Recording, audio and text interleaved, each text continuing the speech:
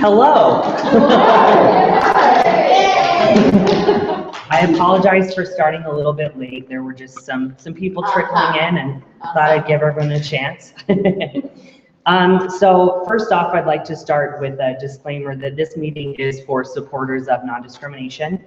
It's not an open forum to debate. If that is your intention, this may not be the meeting for, this may not be the meeting for you. But other than that, I'm glad that you are all here. It's really exciting stuff that's happening down here in St. George. My name is Preston. I've been with Equality Utah for almost a year now. I started during the statewide legislative campaign, working on passing statewide non-discrimination. And I fell in love with the work and getting to work with community members and making our state a more fair and just place for LGBT people.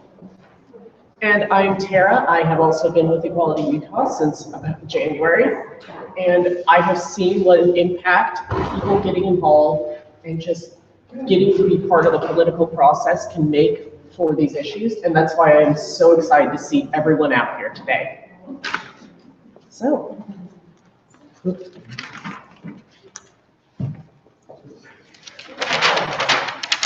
let's take a little chance to just get to know who's here today.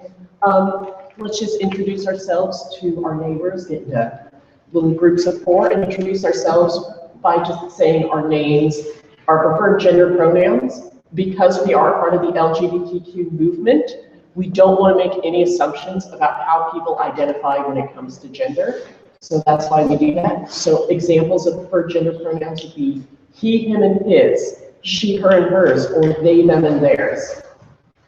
Something about your identity, it can be anything you want it to be. Are you an avid rock climber? Are you particularly politically involved? An avid reader? Are you a cat lover? Just anything you want. And then finally, who are you going to call when this finally passes in St. George?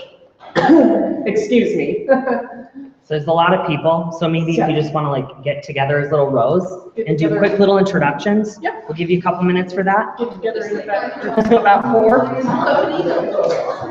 You're first.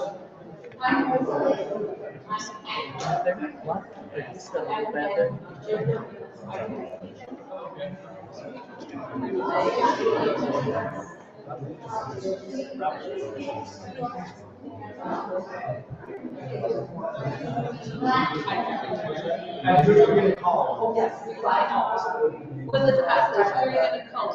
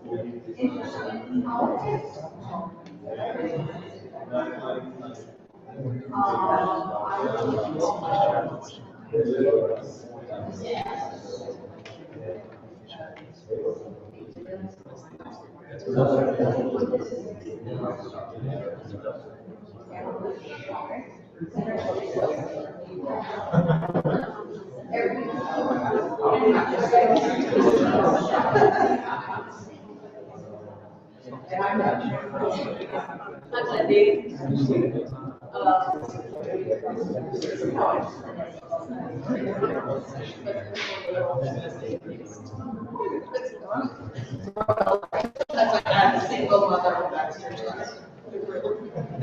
I'm really big. I'm not going to talk negative. I hate the telephone, but I'm going to scream it out.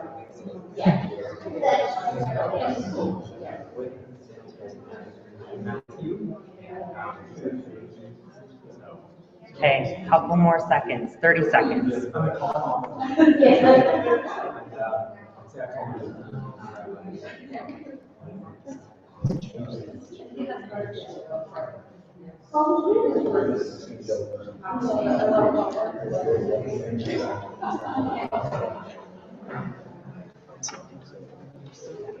All right. Some of you may still be doing introductions, and for that I apologize, but at the end we're going to have a little mix and mingle, so I promise by the time you leave, you should all get a chance to know one another. Great.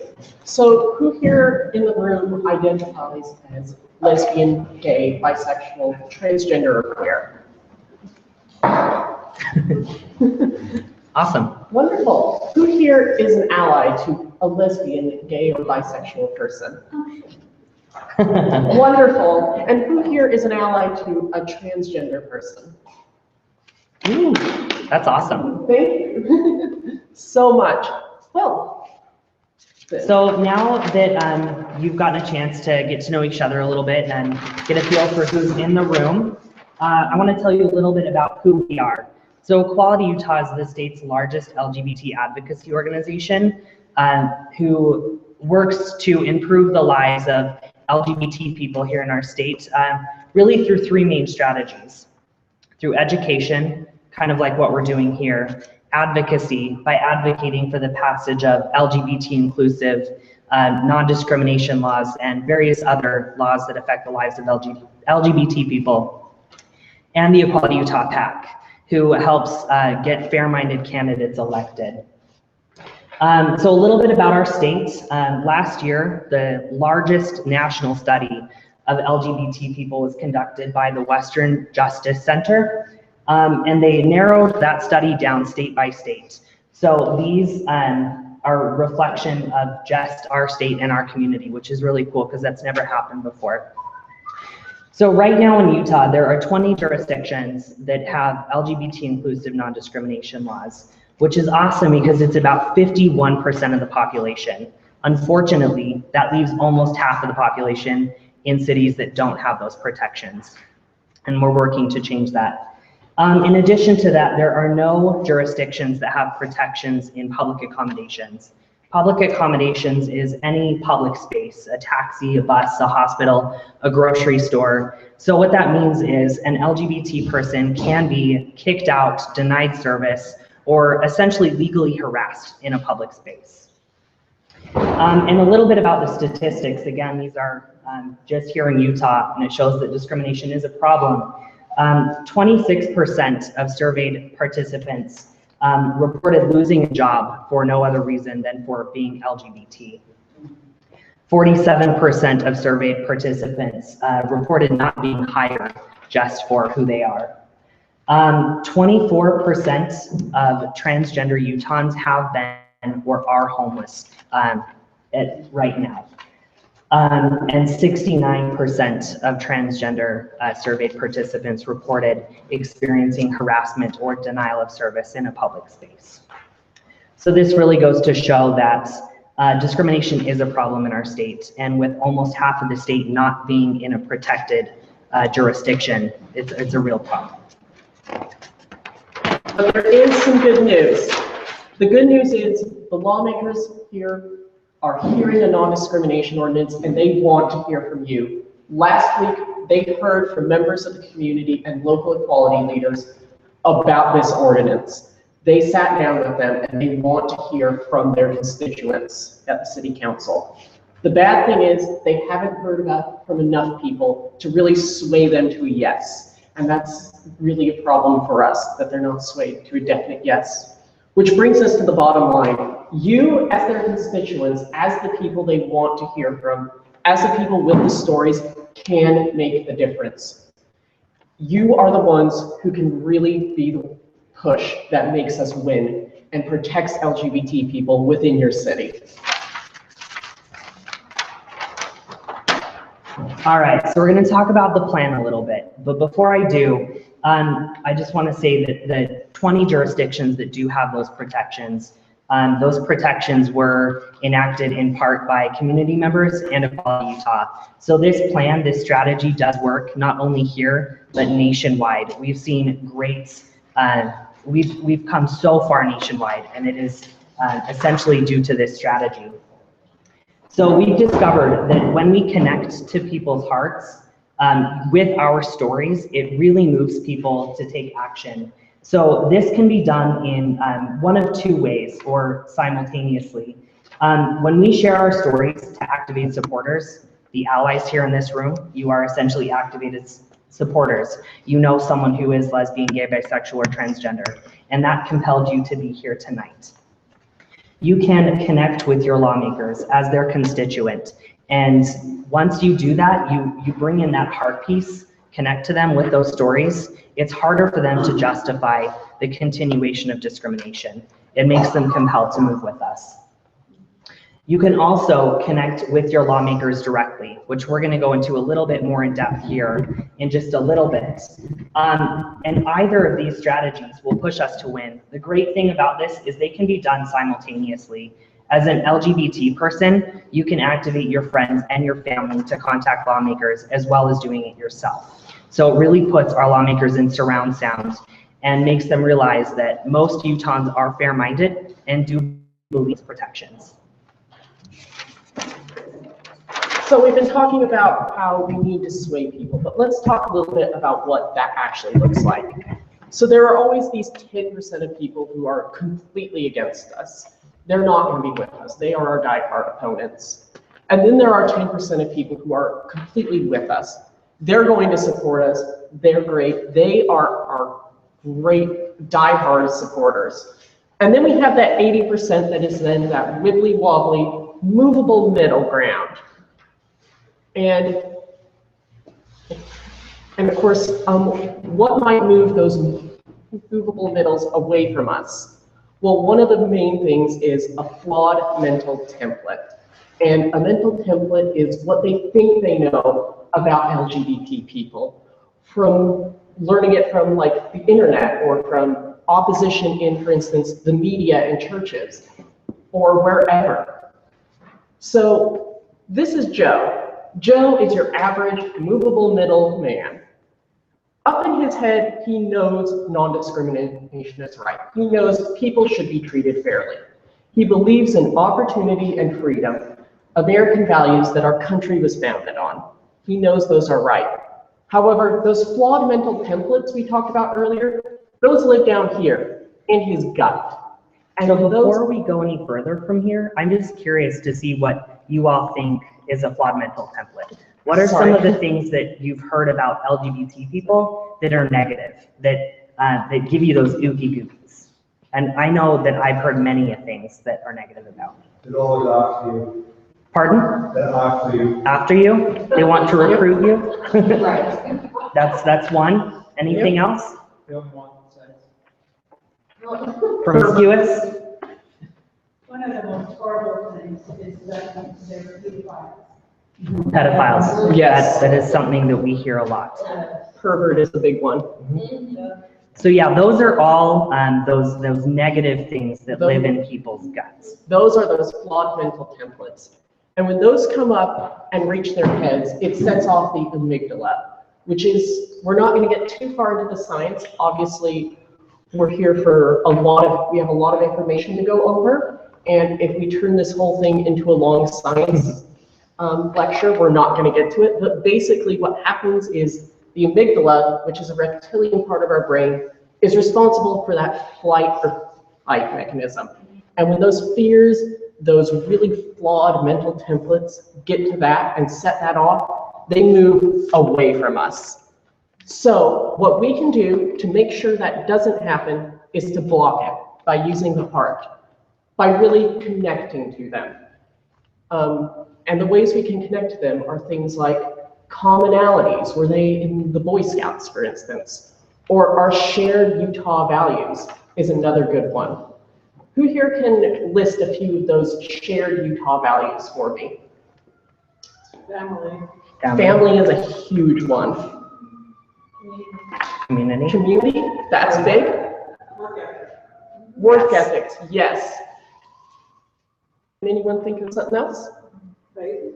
Faith is a big one. It's a huge one here in Utah. Yeah. And I also think like opportunity is another good one. So when we tell our stories, when we connect heart to heart, when we share those faith values, it puts a roadblock on the highway between those fears and the amygdala and the rest of their brain, and allows them to, it gives them permission to come on a journey with us and to come to a journey of acceptance. And this may all sound a little wonky and almost too basic to be true. So I'll digress into an example. It may not be the best one, but marriage equality, for instance, although it is very controversial, I don't think anyone can argue that there have been, it's come really far in the last couple of years and really quickly. And for a long time, the equality movement used facts and statistics and figures. For example, look at all the rights this person has that I don't have. And we really didn't get anywhere. And the reason for that is that rights aren't tangible. Although it's something that we all believe in our heads, it's what the country was founded on, the American dream, opportunity, freedom for everybody. You can't feel a right if you've never had it taken away or you've never had it. You don't know what that feels like. But everyone knows what family is like, what opportunity to have a job is like. Those things are all things that people can relate to. So that is why this works. And it's been working across the nation at an alarming rate.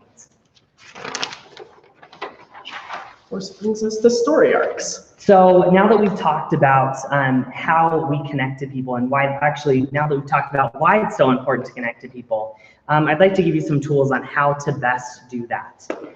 So every good story has a story arc: the challenge, the choice, and the outcome. For example, and this doesn't relate to me, my challenge is that I'm a person of faith and my church, my particular church, says that gay people are bad and my son is gay. The choice for me is, do I choose to love my son or kick him out and make him go to reparative therapy? The outcome is I choose to love my son because I believe that that's what my God wants me to do, that's what my faith says. So every good story needs these three fundamental pieces to be a successful story. But we can actually take that even further. When we use those values and shared community beliefs with our stories, we invite people to come with us. We open their hearts and we ensure that those 80% move with us and not away, because it's a 50-50 chance that they're gonna go either way. But if we do it right, we can ensure that they'll come with us almost every single time. So we wanna make sure to connect with them with things that we share in common, instead of anger and aggression and pushing them away, because that activates the amygdala. And then we wanna paint a picture. Again, back to what I was saying before about using facts and figures. You can't feel that. But as soon as you create a scene for somebody and you pull them into that, they're more readily able to feel your emotions. So an example of that would be, as a parent, it was devastating to me to watch my kid run home, slam his book bag down on the ground, and go up to his room crying. That you can see someone throwing the book bag down, you can see a kid crying. These are all images that resonate with people and put people in the right state of mind for this story that we're trying to tell. And when we do that, when we paint a scene, use the story arc, and connect to their hearts, they're compelled to move with us instead of moving away. So to really help you paint a picture, to really help you connect, and really help you with those feet to move people, we're gonna go over a few messages that have been tested and shown to work here in Utah and will help you to get people to take action. So one of them, anyone who works hard, does a good job, and plays by the rules should not be fired just for being who they are. I mean, let's go over some of the values that connects to, for instance, opportunity. We are all children of God, and we are called to treat everyone with dignity and respect. Again, super effective in Utah. Yes, really plays to that faith value, strangely enough. And we share similar worries, like making ends meet, or the possibility of losing a job. We all want to be judged by our work, not by outside factors out of our control, like gender or whether or not we are straight or gay. Like, these are things that will help. So I'm going to dive a little bit deeper into a different side of messaging, and this may be new for a lot of people. I know that it was new for me when I first started with Equality Utah. The reason that I'm going to go over messaging that is specific to transgender people in a little bit more depth is that transgender people tend to be more misunderstood. For example, 9 out of 10 people here in Utah say that they know an LGBT person, but only 1 out of 10 say that they know a transgender person. So there's just a lack of knowledge around that. And the opposition uses that to their benefit. When you don't know something, it's a lot easier to activate those negative feelings, those fear, and it overrides those American dream values in their head, and they move away because they're scared. When people are scared, it's a natural human instinct to run. So when talking about transgender people, use a clear, concise definition. And this is a tried and tested definition that has been tested by national organizations as well as a firm that we hire here in Utah. So a transgender person is a person who knows on a deep level that their gender is different from who they were on the inside. Clear, concise, easy to understand. This is a good one to write down in notes. And then you always want to give the direction of transition. That creates that story arc, the beginning to end, and leaves people not confused. And when they understand clearly what it means to be transgender, they're more likely to be receptive to the stories instead of following through in their own head like, what is happening? So, for example, my friend was born a baby girl, but he knew on a deep level that that's not who he was. And now he's transitioned to be a man. He walks, talks, and presents to the world like a man. So that gives that full transition. Next, when people don't understand, it's really common to resort back into that amygdala state of mind where you're just defensive. And we want people to know that it's okay, that it's okay not to know what it means to be transgender. Like I said before, 9 out of 10 people don't even know a transgender person. And what we found is really effective here is this talking point, which is understanding what it's like to be a transgender person can be hard, especially if you've never met one. Met a transgender person. We just don't know what it's like for others unless we walk a mile in their shoes. So that gives them permission to not know everything. So they're gonna be more receptive. And then from there, using the story arc and those connected values, we amplify and make sure that we use these messages, which are clear and concise. Some examples of those are that all Utahns should have the freedom to work, live, and love without the fear of being fired or evicted or denied service just for being who they are. And I think that's, fair to say for anybody. Every resident of this state should have the ability to access services open to the public, such as hospitals, grocery stores, government agencies, regardless of their real or perceived gender identity or sexual orientation. And that all hardworking Utahns should have the opportunity to provide for themselves and their families. These tie into family values, opportunity, all of those keywords that make people want to come along with us. Great. So let's talk a little bit about that thing in your packet, our 131. So in your packet, after your first blank page.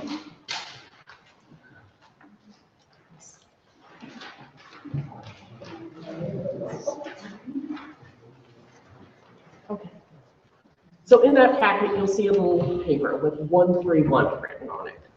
This is so we can easily condense our story into just very easily digestible bits that we can use for any occasion. So for example, one sentence, your story in one sentence. You pass by your city council person in a hallway. This is something you can say. 3 sentences, they walk on the elevator with you, You have a little bit more time in the hallway, but you don't have much. And then 1 minute. Most city council hearings typically allow between 1 and 3 minutes for testimony. 1 minute ensures you're prepared for that. So we're going to ignore these for tonight, and we're going to exclusively focus on our 1 minutes tonight. And we're going to give you 5 minutes to write those in just a second. We want to make sure that they are clear, short, confident, and on target. And by on target, we mean really using that paintbrush, really painting a scene, really connecting to them heart to heart, really using the messages that we taught you and what you learned earlier in this training. And then after that, we're going to come together for another 5 minutes and we're going to critique, join up with a buddy, read our stories, and get a chance for some critique. And our critiques are going to be structured. We're going to say one positive thing about it, one thing you might tweak a bit, and then one thing that you really, really loved about your partner's story. So let's get writing those now, and Preston and I will be here to help if that is needed. If you need it.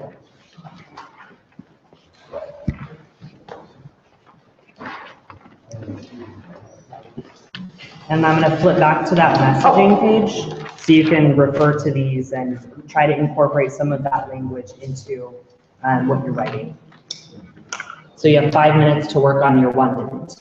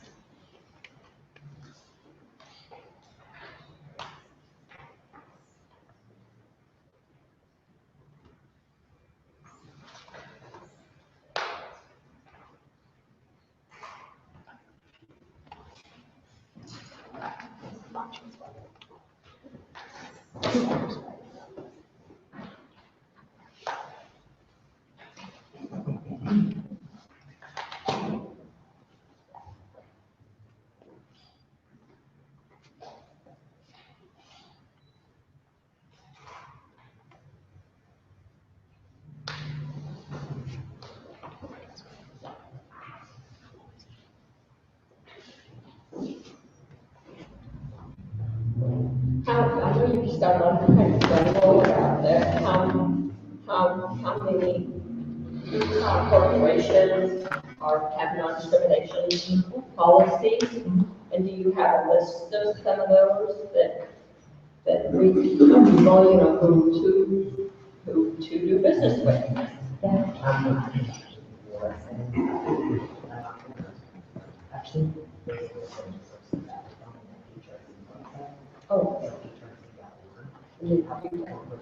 Oh, that is, okay.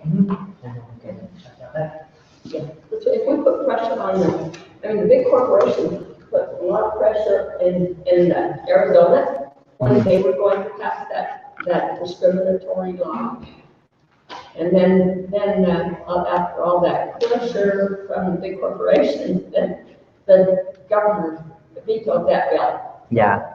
That's just a really powerful way for us to lobby for. And we do have an opportunity for all coalition, which is a collective of supportive businesses that we're utilizing at the same time. So trying to come at our lawmakers from multiple different angles. So the HRC has a great resource for that, and we're trying to put our list together and have it publicly accessible as well. But hrc.org and the Corporate Equality Index are really, really helpful. I asked the bank. Good. You know, it doesn't hurt anyone to just ask if they have a non-discrimination policy. Whether it's at Lowe's or at the grocery store. Absolutely. Or at the bank, wherever you are doing business. To raise that awareness, and it's amazing how many allies we have. Activating the supporters. Mm-hmm. Yep. Yeah.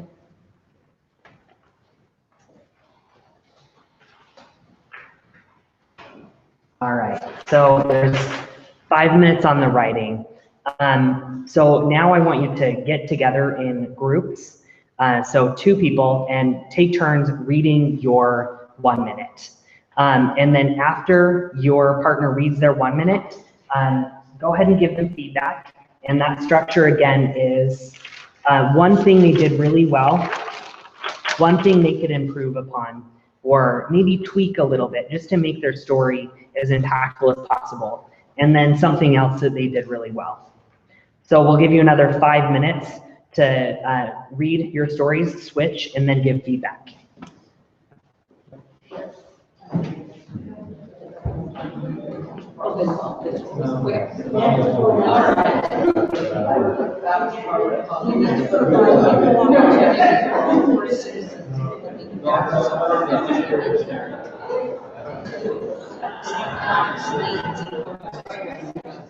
Build a relationship with another person, community, to vote, and to be embraced by others for the outcome of their endeavors, their orientation, they identify as their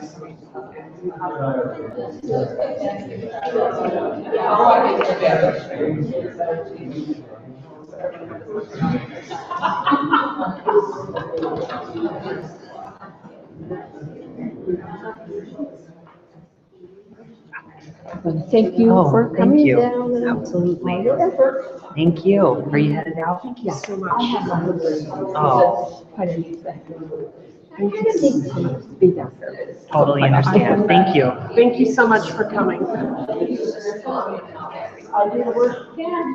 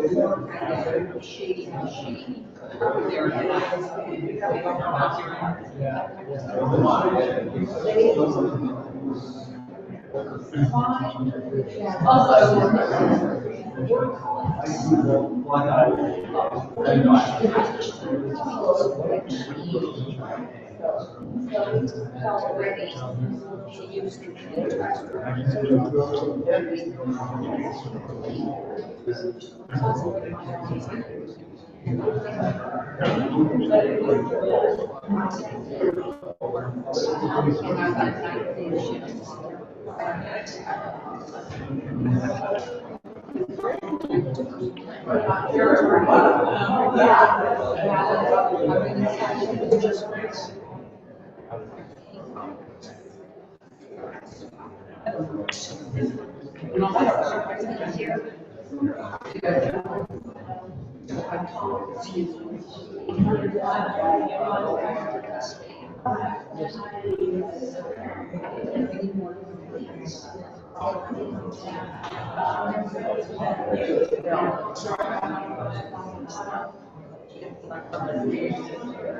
Yeah.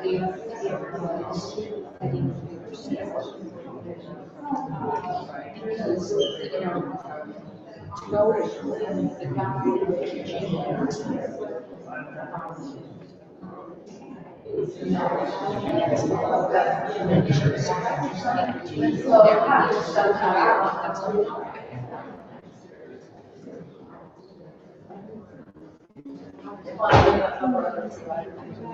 Sure.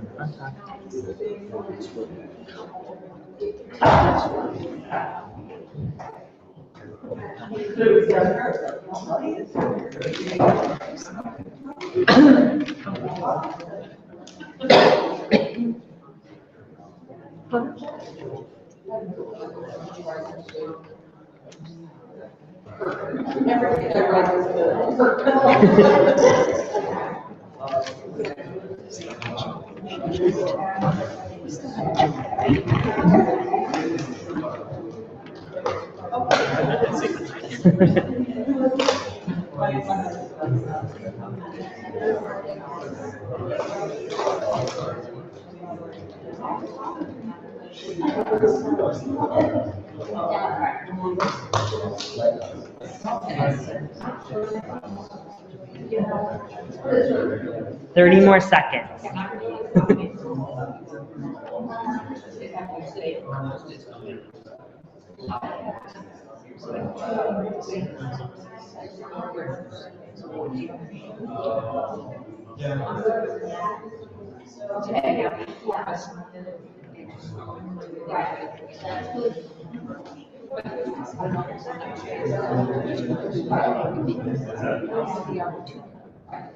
Hey, time. Did everyone get a chance to at least read their story? Yes? Good. Look at my notes. Can everyone see my notes? Can you see my notes? Is it great? It's beautiful. Beautiful, it's a Thank you. beautiful note. Great. All right. Well, so hopefully everybody had a chance to at least read their story to their partner. If not, we're sorry, but we do have to continue on for the sake of time. But before we continue on, I'm just curious. I heard a lot of murmurings and little bits of good stories, but I'm just curious, what were some of the things that you heard that resonated for you well? Was there anything that your buddy did really well in their story that stuck out for you, that worked for you? Build it to family. Family? So coming back to those values, things that we can all relate to? Good. Or I like appealing to the politician. That's important too. Commenting that these people vote. Yes. And I mean, that's one of the biggest things. They like to hear from their constituents because they're the ones that get them elected. And so often we hear that they do support these ordinances, but they're scared that their constituents don't. So as a voter, you have a lot of power. And then I liked how she related just how difficult it is when different states have different laws and the impact that that's had on somebody very close to her. And that really is a huge piece for me to go, yeah, you know. So even if we change the law here, we still need to change the law federally. absolutely. And then I saw another hand over here, I think. Yes. There were two of us that just don't understand why there's an issue at all. There is just no justification for treating groups differently.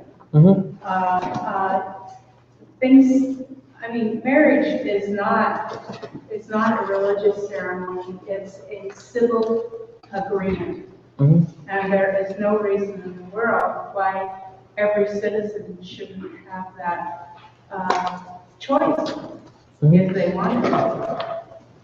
So what are some of the shared values we could use to convey that to a lawmaker or a fellow neighbor in a way that would invite them to come along? And I actually think I heard some in what you just said. You're talking to me? Oh. Sorry. I'm sorry, I didn't understand. Oh, you're fine.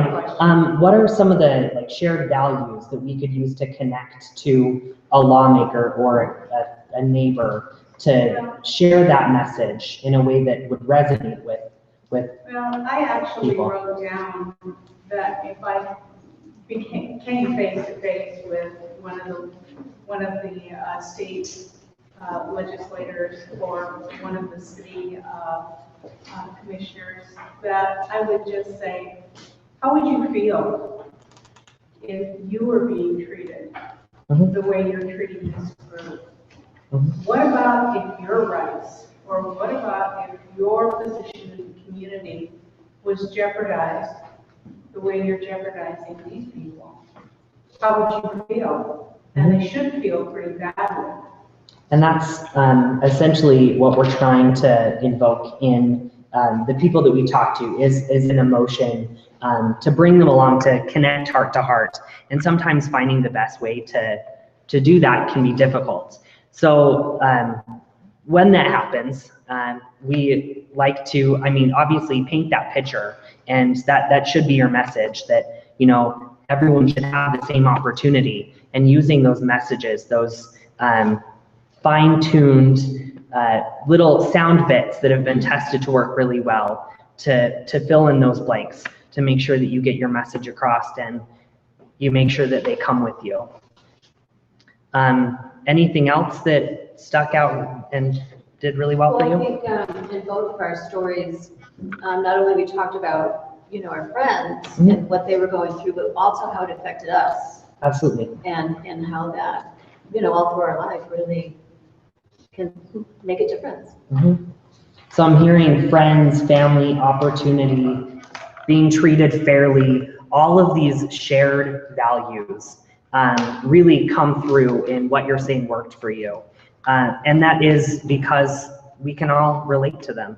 Facts, figures, statistics, although important, mean nothing without those connections. So it sounds like you really utilized those values and connections when you wrote your 1 minute, which is awesome, because that's sometimes a really hard thing to do.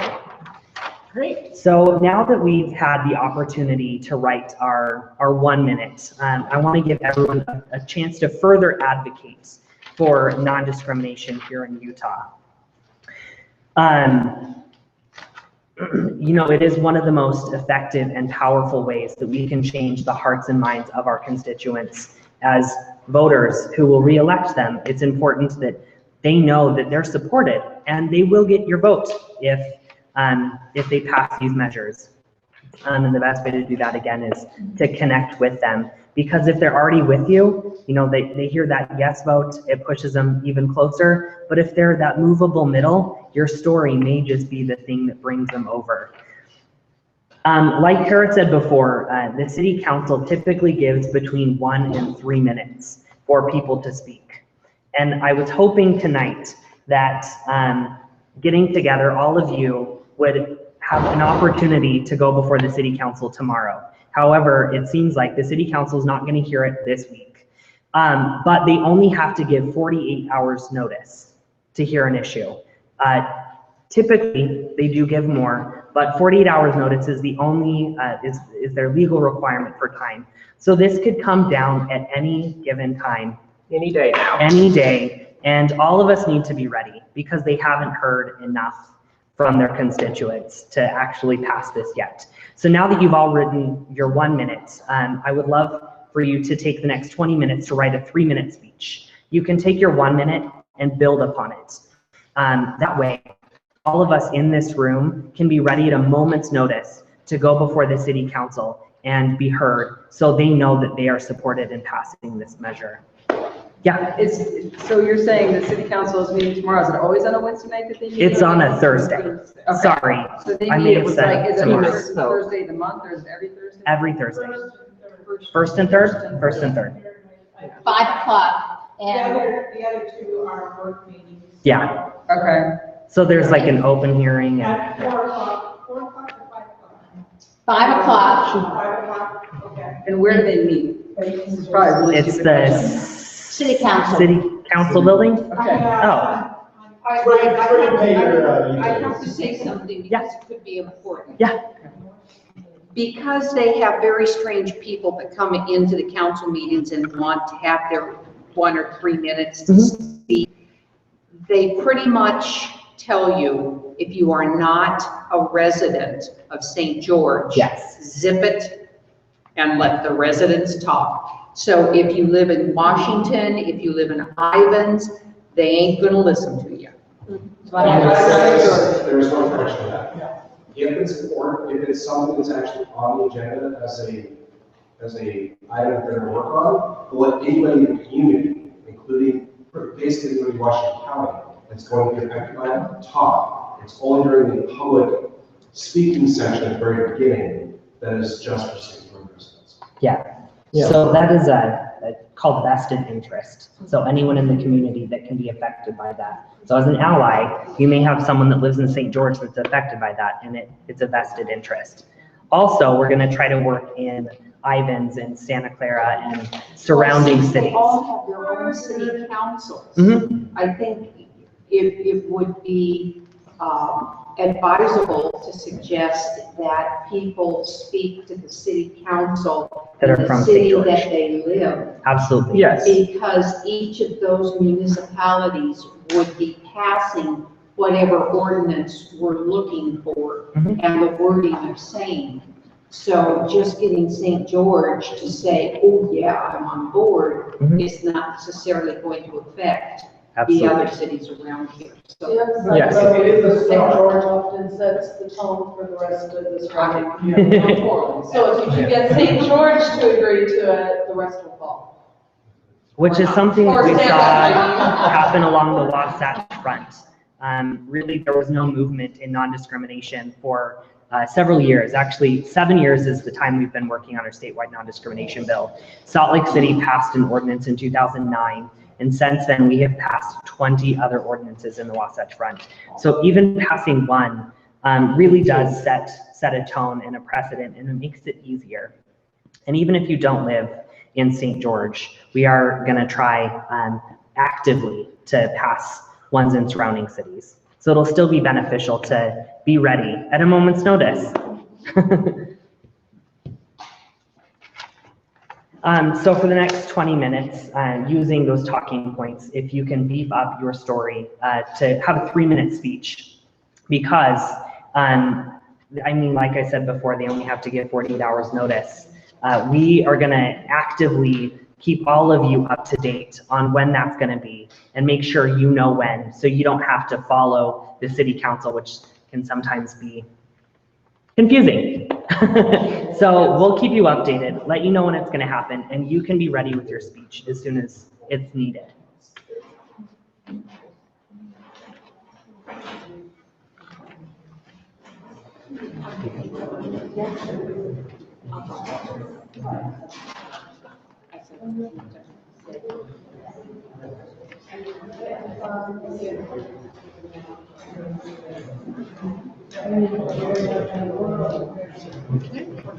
You headed out? Okay. See ya. Oh.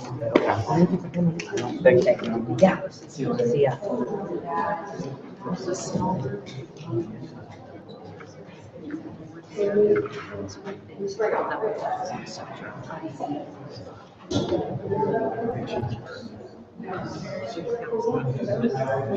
Also, if you don't have time to write that right now, I can give you my business card and you can email it to me because we do have a team of experts who have actually been working on messaging for the past 10 years now that can help make sure your speech is as effective as possible.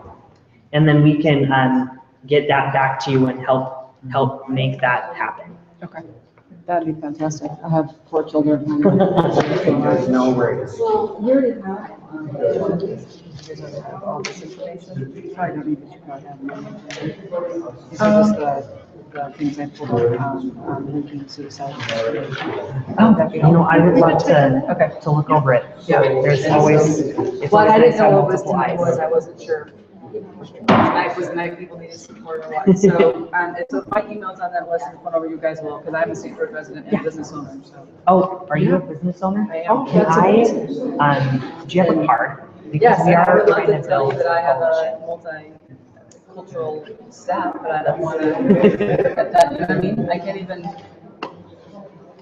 So like the companies I work with know that I work with. I love your, Very cornbread. friendly. Yeah. We don't, we have a lot of clients, but it's frustrating that. Yeah. That's fantastic. Would it be, do you work tomorrow by chance? I do. Could I stop by? So we're building a business coalition of supportive businesses, kind of like what I was saying before, business owners, so help break down that. Can you just text me later? Yeah. And then we can make a time? Yeah, for sure. So yeah, I'd be happy to sit down and talk to you. And I'm a small business. Yeah. But I would, yeah. Yeah. Mine is good stuff. I can get it. So yeah, so we were the applicant. So I would love to talk to you. So just Yeah. send me a text later tonight and Is, is your mobile on here? yes, Okay. no, it's not. Is your mobile on here? Yes. Okay, I will send you a 312, because you're from Chicago. Yeah. No, I'm from Episcopal. Oh, really? Yeah, Small world. of course. I will send you a text Perfect. once I make sure my kids are alive, and then get back to you and meet up tomorrow. Perfect. Okay. Thank you. Are you from Maine or? She's. I'm from Maine. She's, I'm gonna see you. So I can say, but it's better. But I will see you. I will see you Thursday. All right.